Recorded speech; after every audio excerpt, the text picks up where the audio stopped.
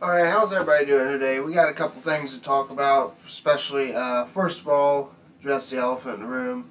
I'm about 2 days behind on posting this video. Had a couple things going on, but anyway, let's talk about Bubba Wallace. We're going to talk about Martin Truex Jr. and should he have got the win, should he not have, and talk about the race as a whole. But let's first off talk about Bubba Wallace. This guy has been just nailing it the past two races. Did great in Atlanta, and now at Martinsville, freaking coming in 11th place. Quite astonishing. I liked his interview when he said he thought it was so cool racing against 7-time champ Jimmy Johnson, and they beat and banged a little bit, which was actually kind of fun to watch. Someone who isn't used to being in the front is in the front now, racing with the big boys. I bet you it's probably pretty intimidating. It probably does, lift up his spirits. He's like, sweet, this is awesome. I'm racing up in the with the dudes that win championships all the time. This is so fun. I bet you he had a blast, and I congratulate him for winning. He took his Black Lives Matter paint scheme 43 all the way to 11th place at Martinsville. That's incredible. I hope he keeps up the momentum and he gets a win this year. That would be even better. But, anywho, we had Team Penske finish 2, 3, and 4. Quite astonishing. And then we also had Hendrick Motorsports, every single one of them in the top 10. That's what makes me wonder how Martin Truex Jr. won. Yeah, I know he won the race. I know he had an issue and a penalty. The front right tire busted off. But what I really wanted to talk about, which I was... and I like Martin Truex Jr. He's my favorite driver on the Joe Gibbs team. But, should he have gotten the win? I don't really... To me, I don't think so. Because if you look... Sorry I don't have a video to add in here so you can see what I'm talking about. If you watch the highlight video of the NASCAR race at Martinsville, you will see... Now, Martin Truex Jr. on his front right tire has a decent sized chunk missing out of the front bumper. Now, on any other track, that would actually cost him the win, because he's messing up the aerodynamics. But on a short track like that, it doesn't really affect it that much, you would think.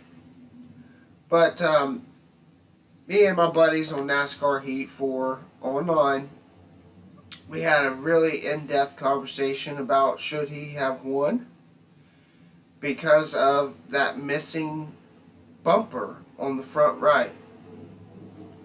Because the reason being is why we're talking about it is because if you watch the whole race, every single drivers in the top 10 brake rotors were glowing bright red. Now, with that bumper being missing, you're going to keep that brake pad cool the whole race.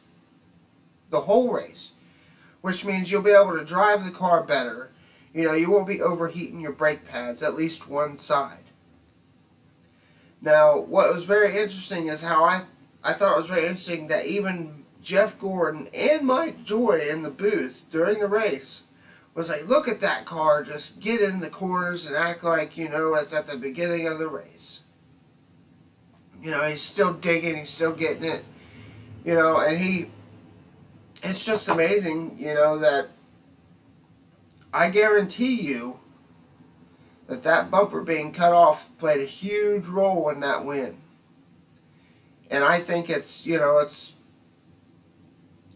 if not getting the win taken away from him, or at least a penalty or something, because you're going to sit there and penalize people throughout the season so far, just like Jimmy Johnson, when he had his rear end was, out of alignment, and they stripped his second place from him, and he finished in last. Like, I'm not saying take the win away from the guy, but I mean, you have to know, like NASCAR at least has to know, after dealing with these cars for so many years, that bumper being gone kept that brake rotor cool, which allowed him to be able to drive in the corners a lot easier, have more grip, and, make the brakes last longer. And because, I mean, if you had a tire that popped off and it messed up the body of the car to where it might dig in, why would you just cut off just that little area? Like, wouldn't you take off the whole bumper? Well, not the whole bumper, but I mean the whole fender around the tire? Not just that little spot right in front of it where air can get behind the tire and cool the brake rotor down? Like, to me, it's just like, wow, like, congratulations on the win, but I also kind of feel like, maybe you shouldn't have got it. I mean, because you finished a couple seconds ahead of, second place. And he was a lap down at one point in the race. And for him to come all the way back, yeah, he was in the top 10 most of the day, but I feel that at the end, when everybody else's car were at their limits because they're, they were getting ready to, overheat. Brake pads would be failing. People were getting fatigued because it was really hot out. And you got this dude just, his brakes are cool. Of course he's going to take the win. And, I'm guessing just about every time. Now, it kind of sucked for Austin Dillon there at the beginning of the race because, he had tire blow and freaking blew out like half the underneath of his car out all over the track. Kind of felt bad for him, especially since he's got a kid that's going to be born this week. And I think his name's going to be Ace. But, they had to take him out. He sat on the stretcher when he got out of the car because it was way too hot. He got fatigued. He almost passed out. And that's just another thing to talk about. You got these drivers that are, almost all of them complained about it being hot inside the vehicle, which could possibly be coming from the brake rotors. Those things, I've never watched NASCAR and seen the brake rotors pretty much on fire, like lava red. And, I don't blame, I'm not going to sit here and call Austin Dillon a wussy or anything, because that puts off some heat, especially when you're missing that panel in your rear to freaking protect you from that heat. So yeah, he probably was overheated in that car, and I'm honestly quite surprised that he even made it as far as he did. But anyway, I just wanted to give you this video because I feel that maybe Blaney should have won. Just because, I mean, like, how could you not sit there and realize that chunk of that bumper was missing, and yet his brake rotors were a lot cooler than everybody else, especially if you looked, at the highlight video as they're going around the track. You can see red, red, red, halfway red brake rotor.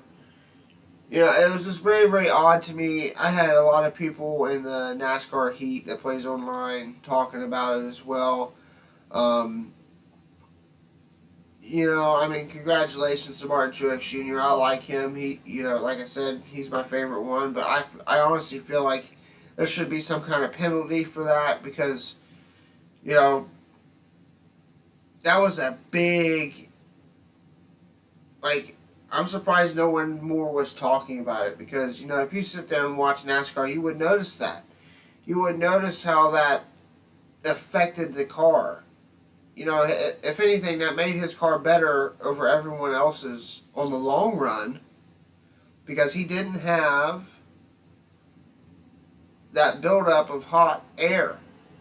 The brake rotor wasn't hot. It was like semi-hot to cool because it was getting air. But anyway, that's my opinion. All in all, it was a great race. I honestly feel like they should, run about 400, 450 laps instead of 500. I mean, because I sat there and stayed up and watched it the whole time, and then I had to do some other things. But it was a good race. I hope that, Sunday's race is a little bit more interesting. I mean, the races this year, they've been interesting, but they haven't been as interesting as they was last year. I don't think there isn't as many wrecks or, cautions. There were mainly just cautions for spin-outs and things. But anyway, I appreciate you taking the time to listen to this video, and leave a comment below if you agree or disagree if Martin Truex Jr. should have got the win. Please let me know in the comments, and I'll communicate with you. But anyway, it'd be great if you'd hit that like button. Also, hit the subscribe button, because, hit that subscribe button. That helps me out, because, I can give you more videos on a daily basis. And plus, once you hit that subscribe button, every time I post a video, you'll be able to see it, and you'll be able to watch it if you want to. I mean, I'm not forcing anybody to watch this stuff. I mean, if you want to watch it, that'd be awesome. But anyway, like I said, just leave a comment. Let me know what you think about my thoughts, and if you agree with them or disagree. Alright guys, talk to you later.